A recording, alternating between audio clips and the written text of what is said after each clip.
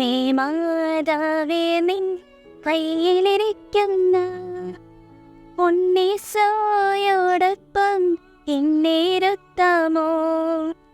അമ്മേ മാതാവേ നിൻ കയ്യിലിരിക്കുന്ന ഉണ്ണീസോയോടൊപ്പം എന്നെയിരുത്താമോ?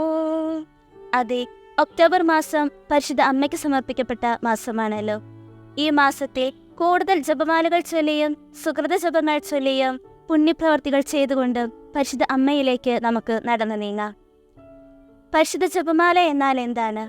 ഈശോയുടെ രക്ഷാകര രഹസ്യങ്ങളെ ധ്യാനിച്ച് പരിശുദ്ധ അമ്മയോടൊപ്പം ചേർന്നിരുന്ന് അമ്മയോടൊത്ത് പ്രാർത്ഥിക്കുന്ന മനോഹരമായ പ്രാർത്ഥനയാണ് പരിശുദ്ധ ജപമാല എന്നത്.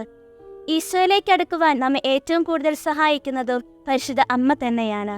ആ അമ്മയിലേക്ക് ഈശോയിലേക്ക് വളരുവാനുള്ള കൃപയും അനുഗ്രഹവും ഈ നിമിഷം നമുക്ക് യാചിക്കാം. അമ്മേ മാതാവേ നിൻ കയ്യിലിരിക്കുന്ന ഉണ്ണീസോയോടൊപ്പം എന്നെയിരുത്താമോ? അമ്മേ മാതാവേ നിൻ കയ്യിലിരിക്കുന്ന ഉണ്ണീസോയോടൊപ്പം എന്നെയിരുത്താമോ? അമ്മേ മാതാവേ നിൻ കയ്യിലിരിക്കുന്ന ഉണ്ണീസോയോടുള്ള സ്നേഹം നൽകാമോ?